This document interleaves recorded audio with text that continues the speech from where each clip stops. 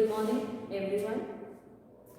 In the previous class, we have studied about brief introduction of fertilization, right? That what is fertilization. And now, we will study the phases or process of fertilization, or we can say mechanism of fertilization, right? There were three processes or three mechanisms of fertilization.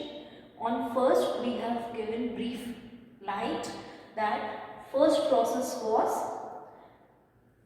we can say that approach of the male gamete and penetrance of the male gamete. So we were studying approach and penetrance of the male gamete, right, of spermatozoa. Then in the approach, we have already studied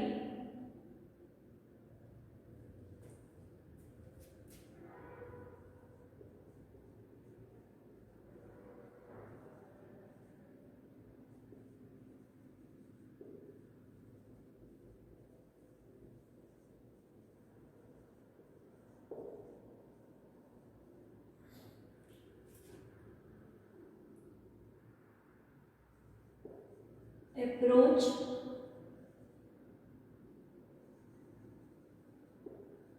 chemical reaction, or we can say agglutination, right? Then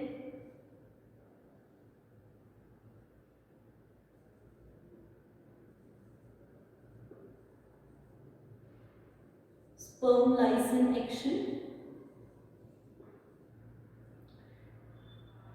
and we were discussing the high alluminidase activity, right? Now we will discuss the acrosome reaction. Now acrosome reaction. All these are parts of the approach and penetrance of spermatozoa only. Okay, we are just discussing the first part. Now, when we study the acrosome reaction, what is acrosome reaction? Just what clicks in our mind by reading this term? Acrosome reaction. That means it is somewhat the reaction of the acrosome, or acrosome part of the spermatozoa reacts, right, or shows some activity, right? So acrosome is firstly present where? Over the nucleus.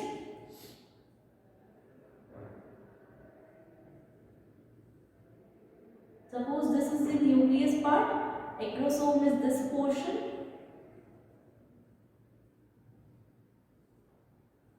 and then comes this kind of structure, right?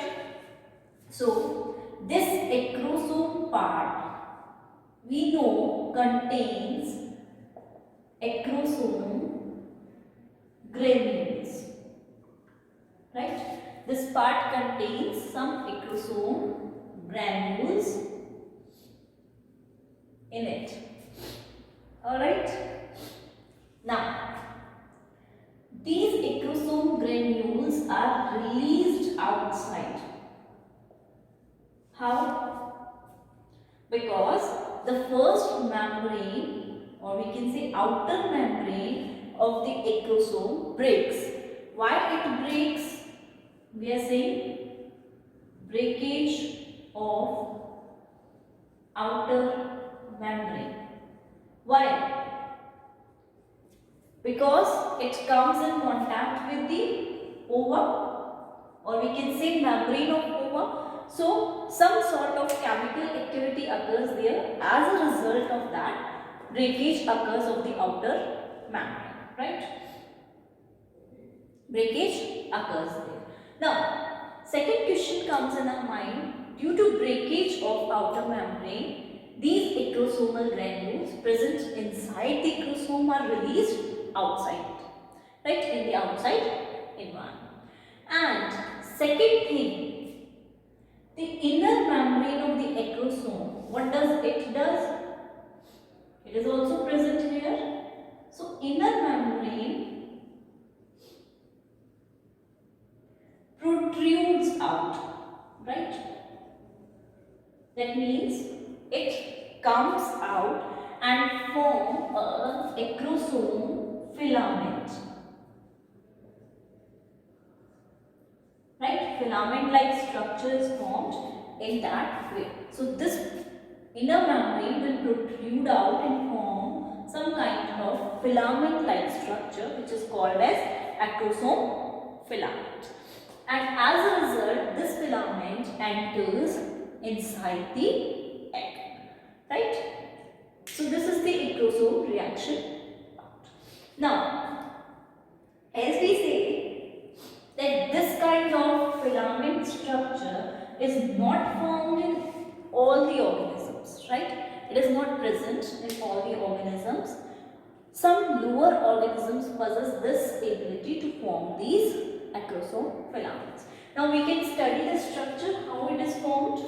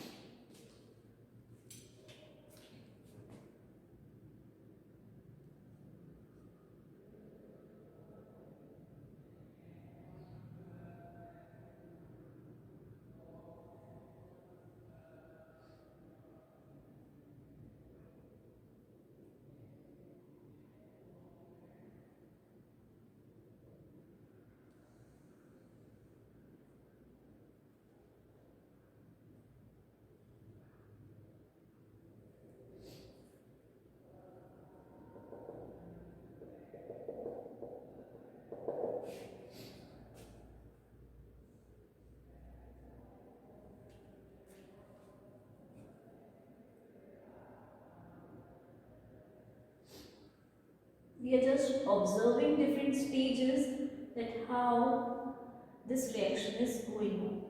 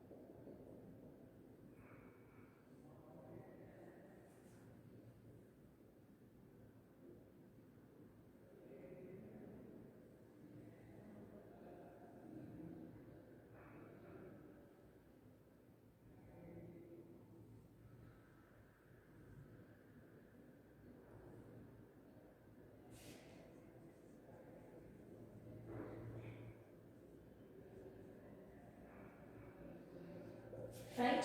In this way, structure is formed. So acrosome is present, acrosomal granules are then released outside, water mixes or the outer environment substances mix with it, it gets swells up, right? It gets wetter, then as a result, this protruding of the inner membrane comes out in form of acrosomal filament, and this acrosomal filament enters into the egg of the female, right, and fertilizes there. Fertilization activity happens there. So here we can say binding is present. This is swelling part. So reaction is happening in this way.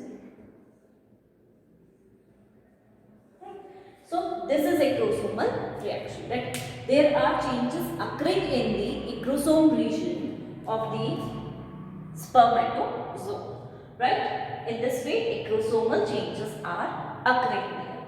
Now, after acrosomal reaction,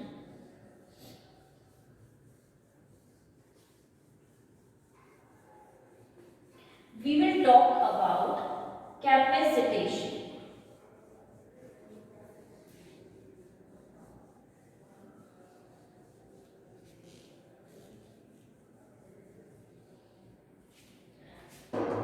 Again, capacitation is also under this process.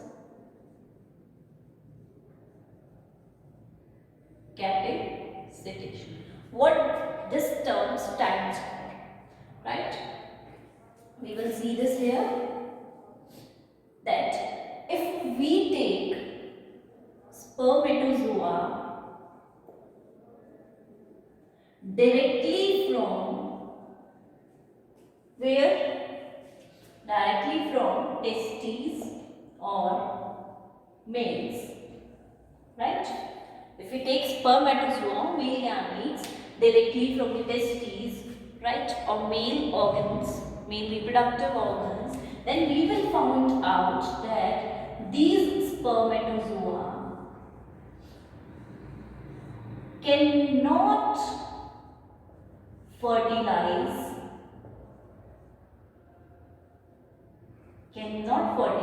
the egg, or we can say fertilization activity can't occur, right, if we are taking directly from the males, right?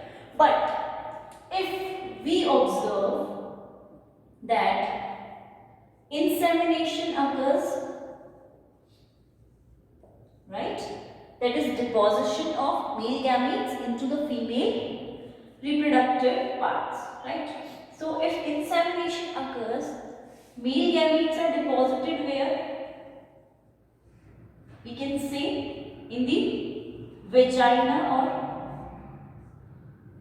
female reproductive part of females, right? Then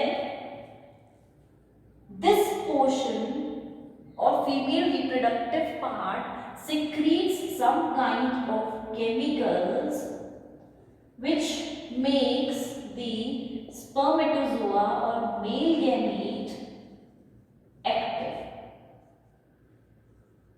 So this is capacitation. That capacitation, we can say it is a process in which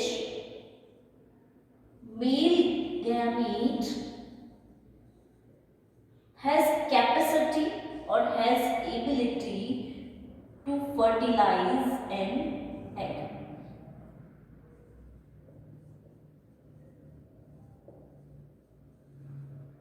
Or in simple words, we can say that capacitation is just maturation of the male gamete. Firstly, we can say here maturation does not occur, or it is immature form. So when we take this part, or we take sample from directly the males, right, then they can't fertilize or they can't undergo fertilization process, right? Means they do not have ability to fertilize. But when capacitation process involved, it is a process in which ability of fertilization or maturity is attained, so they are able to fertilize easily the female gamete or ova, right? So due to insemination process, male gametes are deposited here, and these release release some chemicals which make them active or which capacitate them, right? Capacitation is attained here, and as a result they can fertilize easily. So they can undergo fertilization, or they can fertilize an female egg, right? After capacitation, we will see that some sort of fertilization cone is also formed, right? So, when we talk about the fertilization cone, it just means, firstly we will study the structure.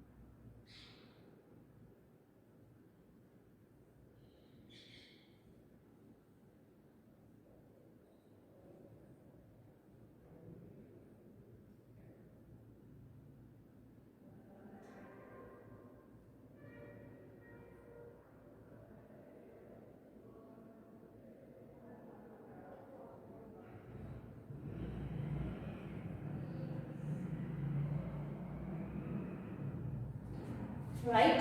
So, this firstly we will see that where this activity occurs.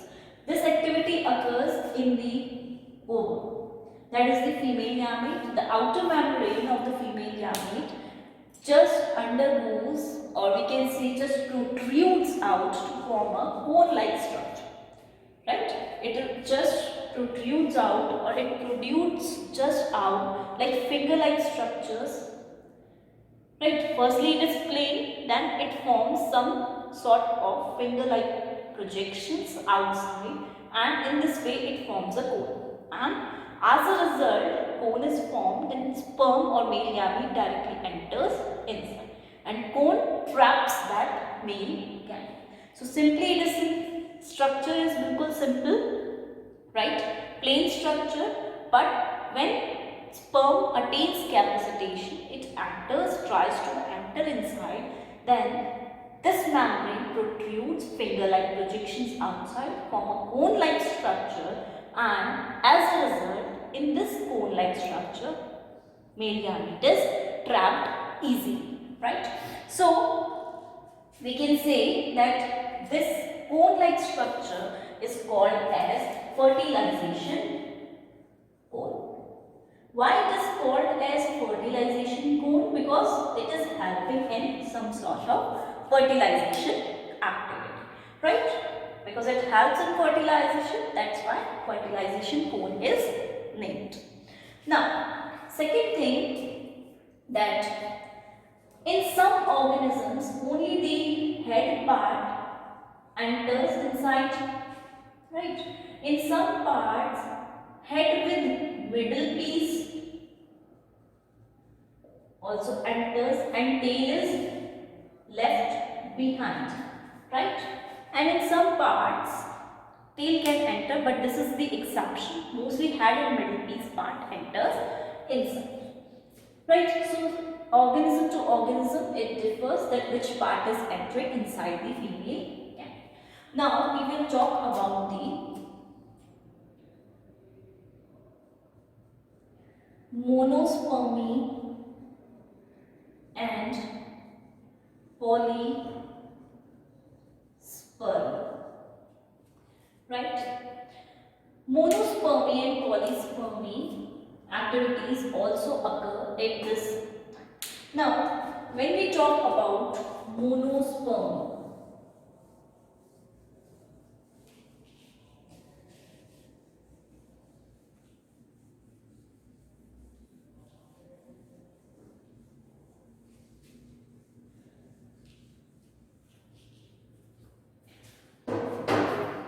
it is a condition. Mono means just single, right, or only one, or poly means many, right? So monospermy is a condition in which only one sperm gets chance to come in contact with the ova and enters inside the ova.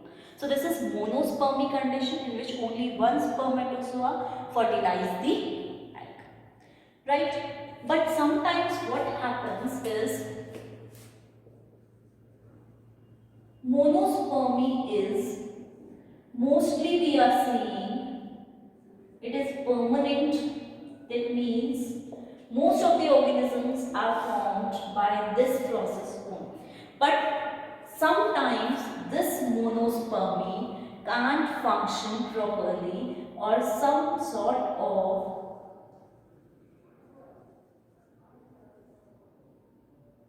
mistakes we can say, or some sort of changes occur there, right? Some sort of changes occur there which leads to the condition called as polyspermy. And what is polyspermy? That more than one sperm fertilizes the egg or gets the chance to come in contact with the egg and enters inside that. This condition is polyspermy, and it is a lethal condition also, we can say, right? But polyspermy can be further divided into two types. First is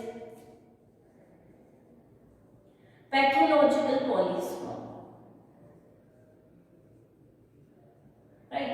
And second is physiological polyspermy.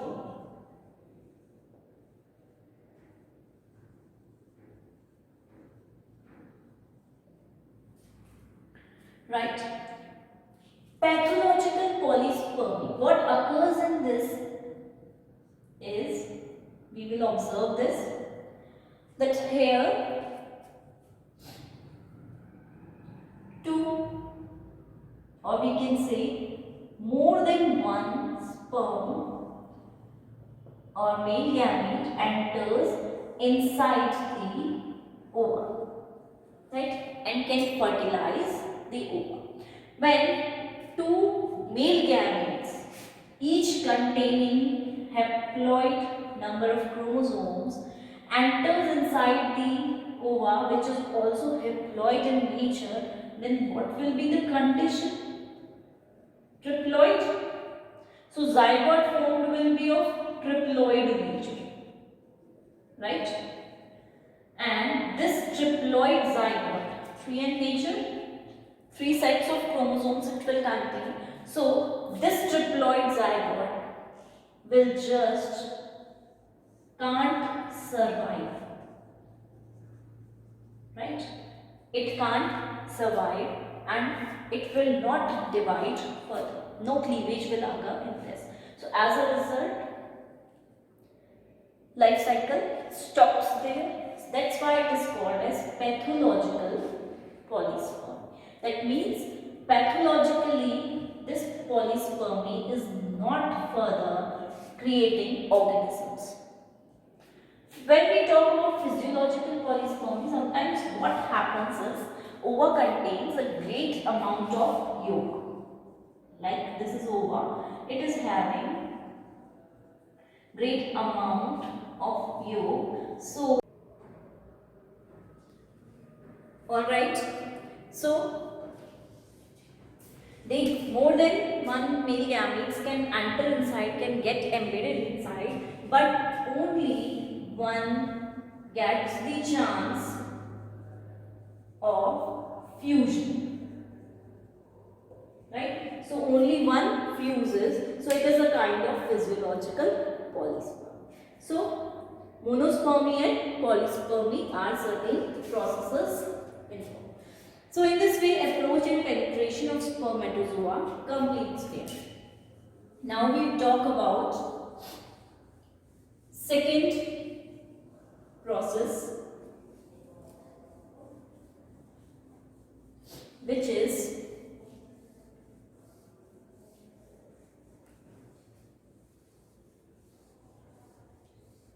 reaction of the egg.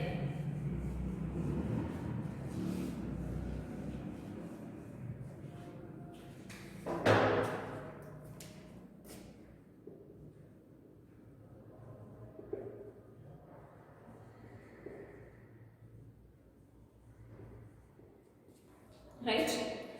Reaction of the egg. So, when we talk about the reaction of the egg, different organisms show different types of reactions, right? So, we can say that it is just an activation of ovum, right? So, reaction of egg contains activation of the ovum and certain cortical reactions also occur there. As we have already studied that ova or egg contains corticals, or we can say cortical granules are present there. So as a result, these cortical granules or cortical reactions occur. Now, what we will see here is activation of the egg. So egg activates, because why egg activates? Because it has came in contact with the male carrier. So here as a result activation occurs.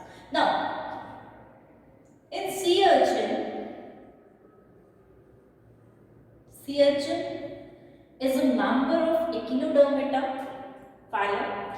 So in sea urchin, scientists have observed certain changes occurring in the egg itself, right? Like they have observed certain color changes in the egg. We will observe how. Suppose this is the part where the sperm enters. So sperm entry occurs from here, right? So firstly the whole egg was yellow in color, right? Then at the point of contact of sperm, color changes to white, right? Further it expands further more, right, and color changes. Again it further expands and changes the complete color of the egg, and from yellow it becomes white. So this kind of change is seen in sea urchin eggs, right? So color changes occurring here, right?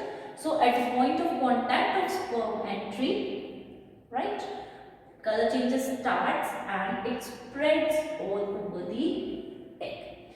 We say that this process occurs in just 20 seconds. So the time taken for this process is just 20 seconds. In just 20 seconds, whole structure or whole color changes. Right? So this was just activation, that how we can observe changes are occurring. Now secondly, we will study the cortical reactions.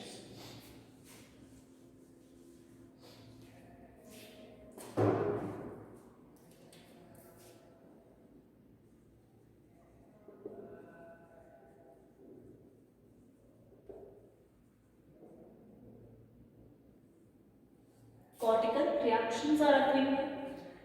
Cortical reactions means the cortical granules present at the periphery of the ova changes or they burst out and some sort of reactions occur there. Right? Now, firstly, we can observe the diagram, then we will be able to understand it very easily. So,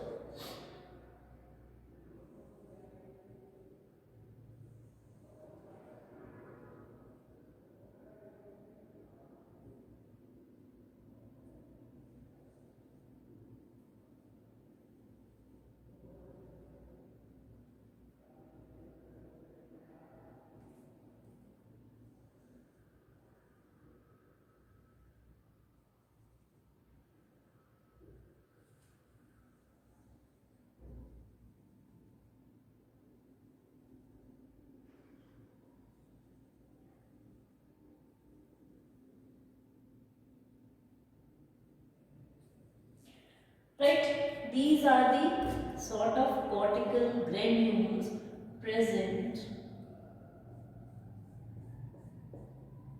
Alright, this is vitelline membrane,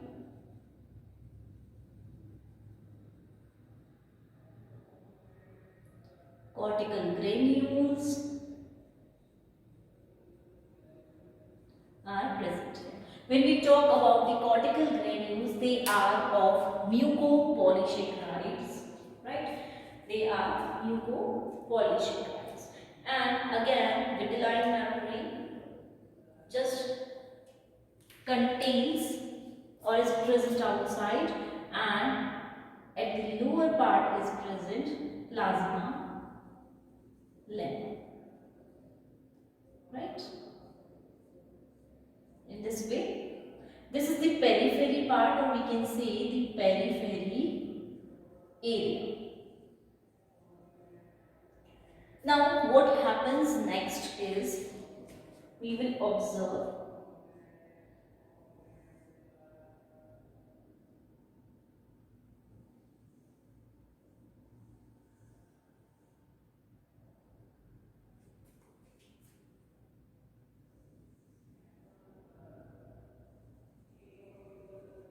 some sort of changes occur here, right?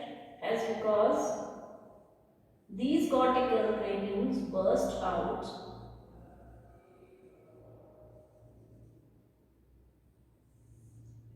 so in this way changes occur, right? Because cortical granules have burst out, and if they burst out, they just swells up and release their content outside. Alright, so they release their content outside. Now, in the third part, we will see that these portions are left behind, right? And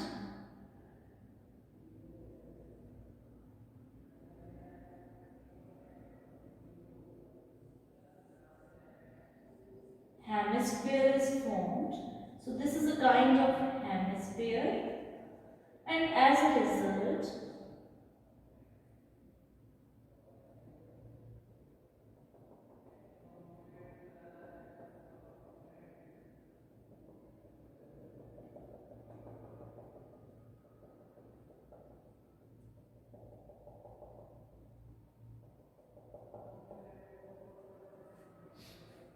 at the fourth step,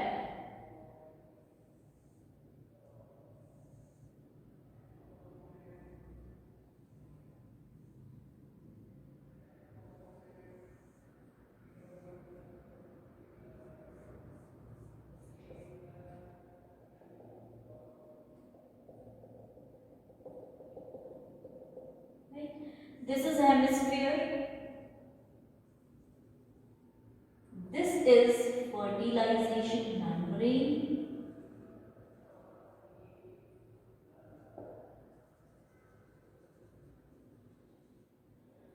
This is the hyaline layer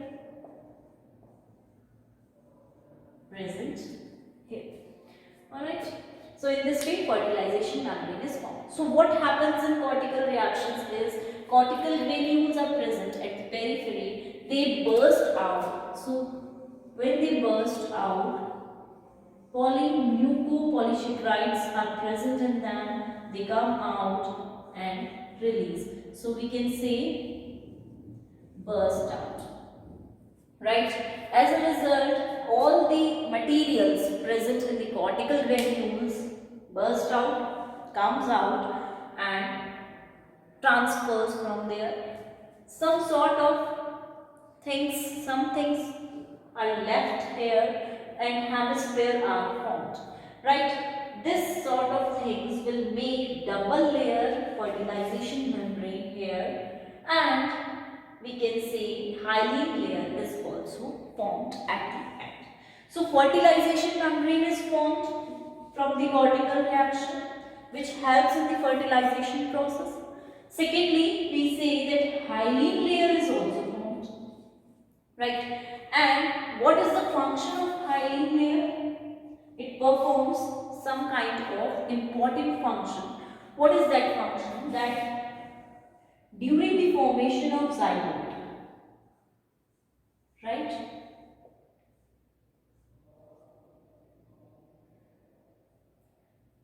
We can say fusion occurs, and after the formation of zygote, cleavage occurs. So how cleavage takes place is, this is zygote and all cells divide here, right?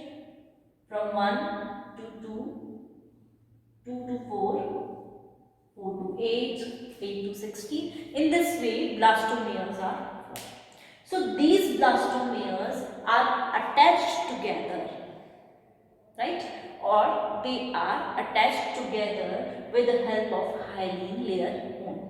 Because this layer helps in the attachment of the blastomeres together so that they can remain together and cleave accordingly, right? If this layer will not be present here, then these cells will be dividing like this.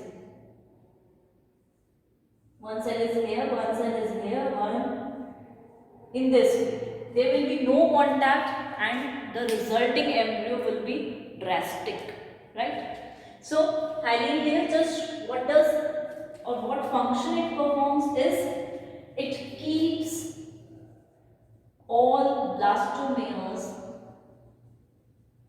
intact, right, or in touch. That means we can say that the nature of hyaline layer is sticky. It is sticky in nature. That's why all the blastomeres stick to each other or remain sticked with one another due to this layer or due to the presence of this layer. So in this way, activation of the egg occurs, or we can say cortical reaction occurs, which takes place in this. One thing we have to remember always is that fertilization membrane is formed and it is a double layered membrane, right? So double layer membrane is present here.